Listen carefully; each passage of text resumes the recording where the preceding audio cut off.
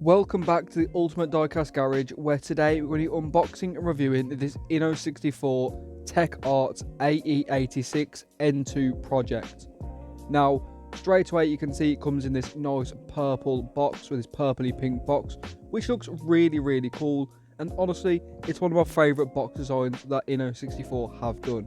You can see all the details and warnings on the bottom of the model, which you do get as standard, and the inno64 logo on all sides, as well as the AE86 on the front of the car, or the front of the box should I say, which is really nicely displayed, just like the actual car itself, which you will see. But you can see the underside of the box has got the TEC Art logo, again in this nice dark purple. You can see, unfortunately, I did drop the box and it has got a little bit of damage on the outside and inside, but you can see the actual model and sleeve is completely fine, which is good that it did protect it.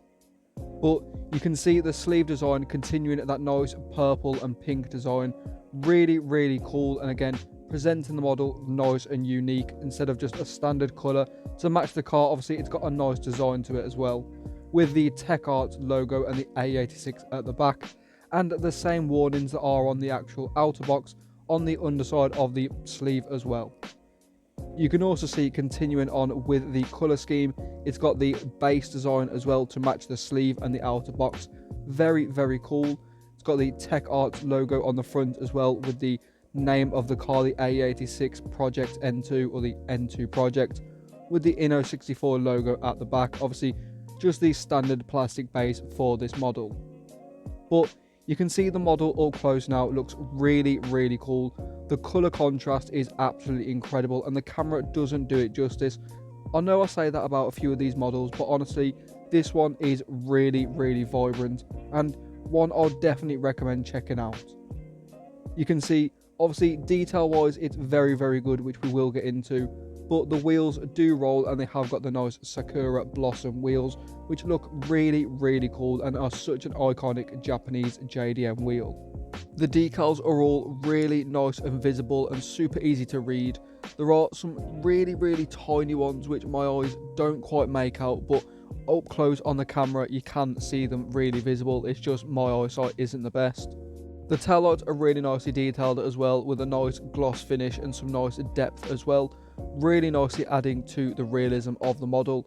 Obviously you can see that super aggressive splitter and the single tip exhaust to really complete the rear end, with that super aggressive spoiler as well, which does have carbon winglets on the side with some little decals which again are super visible, which you will see. Now there is a nice intercooler tucked away under the grille, and the headlights have got some decent detail, but honestly it's not the most detailed headlights I've seen on a model. But nonetheless, obviously the rest of the model does make up for it, especially the interior, which was something I didn't quite expect from inno64.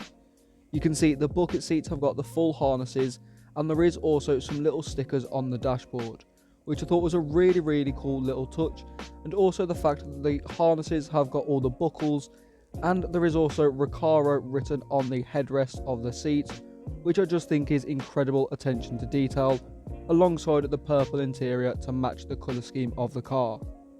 But here you can see the car sat in a diorama, which again looks really cool, and the contrast of the colours are so vibrant. It really does stand out. Now let me know what your favourite part of this model was. For me it's definitely got to be that interior, as you don't see that from inno64 very often, but it's really cool that they have done it, and this model is definitely one that'll be staying in my collection.